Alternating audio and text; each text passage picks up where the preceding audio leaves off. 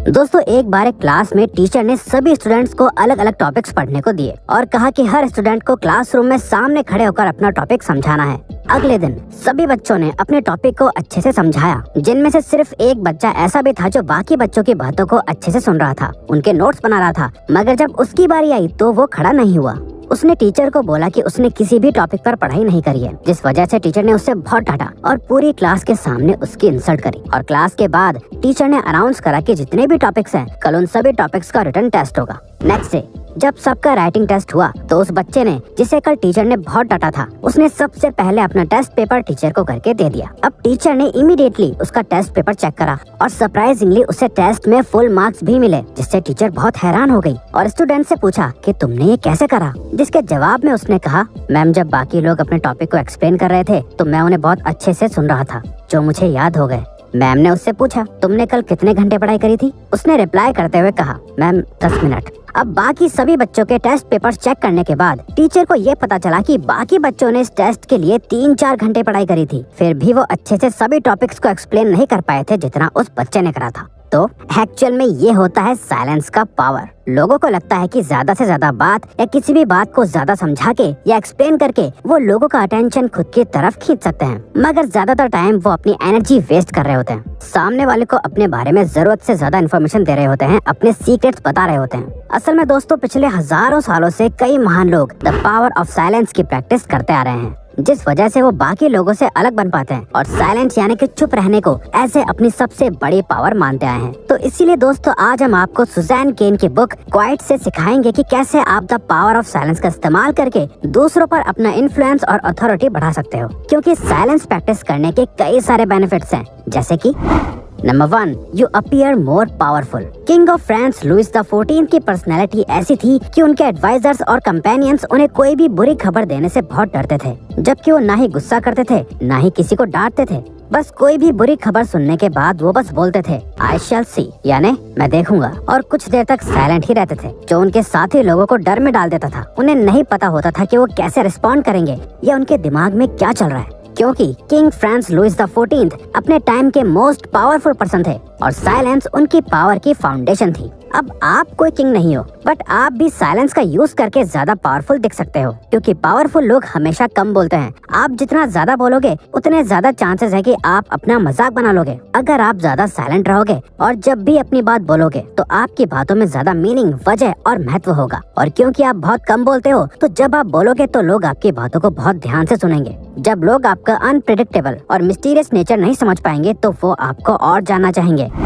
People will love talking to you when you don't talk। एक बार author एक dinner party में गई थी, जहाँ वो किसी से मिली जिसे वो नहीं जानती थी, जो बस बात करे जा रहा था, और ऑथर भी उसकी बातों को अच्छे से सुन रही थी। वो खुद कुछ नहीं बोल रही थी, बस सामने वाले को सुन रही थी। बट डिनर खत्म होने के बाद उस पर्सन ने पार्टी के होस्ट से जाकर कहा कि Susan one of the best conversationalist है, जबकि उस कॉन्वर्सेशन में सुजन का पार्ट सिर्फ सुनने का था। आप भी इसका यूज कर सकते हो। लोग चाहते हैं कि कोई उन्हें सुने और समझे, इसीलिए जब आप साइलेंटली लोगों को बात करते हुए सुनते हो तो उससे उन्हें ये दोनों चीजें मिल जाती हैं। अब चाहे आपको उनकी बात समझ नहीं आ रही हो या आप उन्हें करेक्ट करना चाहते हो, उन्हें अपने बारे में कुछ बताना चाहते हो, बट ये सब ना करके आप उन्हें बोलने देते हो, तो इससे सामने वाले को ऐसा फील होता है कि वो बात करने में अच्छा है और आपकी प्रेजेंस से वो खुद अपने बारे में अच्छा फील करने लगता है, जो सच में बहुत पावरफुल है। Silence makes you more creative. Albert Einstein को हम सब जानते हैं कि वो कितने बड़े जीनियस थे, बट साथ ही वो एक इंट्रोवर्ट भी थे, जो अकेले रहना ज्यादा पसंद करते थे। और उन्होंने बताया था कि उनके इस क्रिएटिव माइंड का रीजन भी यही था कि वो एक क्वाइट और शांत लाइफ जीते थे। आइंस्टाइन का एक बहुत ही अंडररेटेड कोट है, the monotony and solitude of a quiet life stimulates the creative mind. इसीलिए ऑथर सुजैन कहती हैं, जो लोग सॉलिट्यूड और साइलेंस प्रैक्टिस नहीं करते, जिन्हें ग्रुप्स में काम करना ज्यादा पसंद है, कोलैबोरेट करना ज्यादा पसंद है, वो अपने रिस्पेक्टिव काम में नो डाउट बहुत अच्छा परफॉर्म कर रहे होते हैं, बट वो ग्रुप और लोगों के एनवायरनमेंट में ही लिमिट हो जाते हैं। जो सब कर रहे होते हैं उसी पेस के अकॉर्डिंग वो भी काम कर रहे होते हैं, जिससे कि वो बाकी लोगों के साथ कनेक्टेड होने की वजह से अपनी खुद की इंडिविजुअल लिमिट्स पुश नहीं कर पाते। वहीं सॉलिट्यूड और साइलेंस प्रैक्टिस करने वाले लोग अच्छे से सोच पाते हैं और वो क्रिएटिव और इनोवेटिव भी होते हैं। You will learn to read people. दोस्तों आपने कभी सोचा है, जब भी हम किसी से बात कर रहे होते हैं तो हमारे माइंड में क्या चल रहा होता है? वेल उस वक्त हम सामने वाले की बातों को सुन तो रहे होते हैं, उससे समझ भी रहे होते हैं, उनकी बातों का अपने माइंड में सेंस बनाने की कोशिश भी करते हैं, लेकिन साथ ही उससे भी ज्यादा हम अपने दिमाग में अपना आंसर तैयार कर रहे होते हैं। हम ये सोच रहे होते हैं कि हम उसकी बातों का क्या बेस्ट रिप्लाई दें जिससे हम ज्यादा बेटर, स्मार्ट और पावरफुल शो हो सके।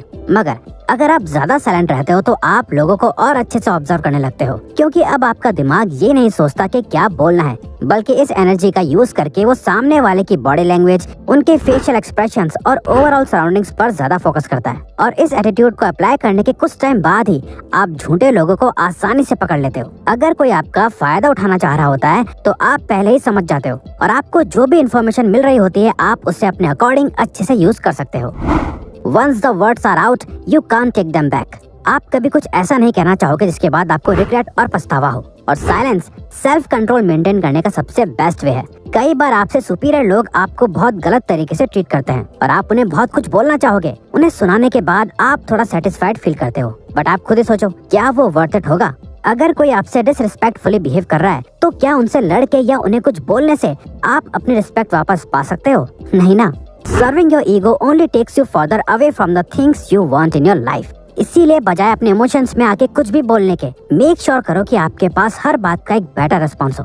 अगर आपसे कोई बहुत गलत तरह बिहेव कर रहा है तब भी अपने इमोशंस में आके उसे कुछ भी बोलने या लड़ने के बजाय उस सिचुएशन को अच्छे से समझो और सोचो कि आपको क्या बोलना चाहिए जिससे कि सामने वाले को अपनी मिस्टेक का रियलाइजेशन भी हो और वो आपकी रिस्पेक्ट भी करे। बट स्टिल अगर फिर भी कोई आपसे बहुत बुरी तरह बिहेव करता है तो आपको इमीडिएटली उनसे कट ऑफ कर लेना चाहिए।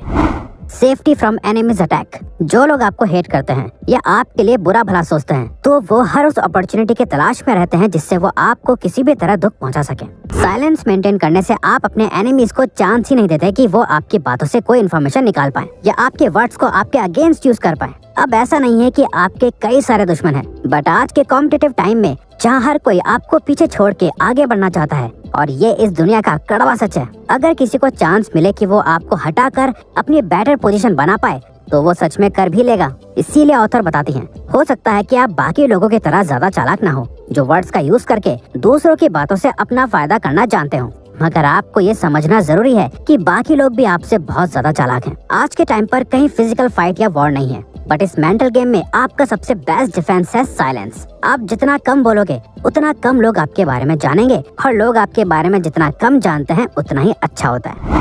Psychological liberation. साइलेंस सिर्फ प्रोफेशनल सक्सेस के लिए इम्पोर्टेंट नहीं है, बल्कि साइलेंस मेंटल क्लैरिटी का भी एक पावरफुल सोर्स है।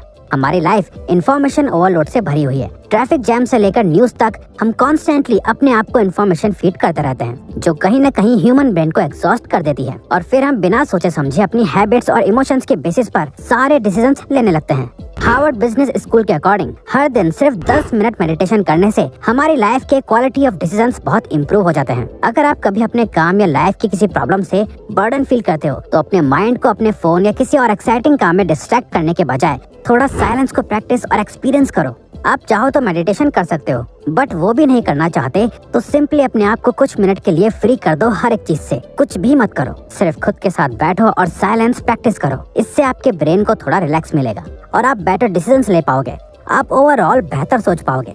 तो अगर आपको ये वीडियो अच्छी लगी तो वीडियो को लाइक और सब्सक्राइब बटन पे क्लिक करके इस चैनल को सपोर्ट करो और बेल नोटिफिकेशन ऑन कर लीजिएगा ताकि आप आने वाली वीडियोस मिस न कर पाओ। Thank you for watching.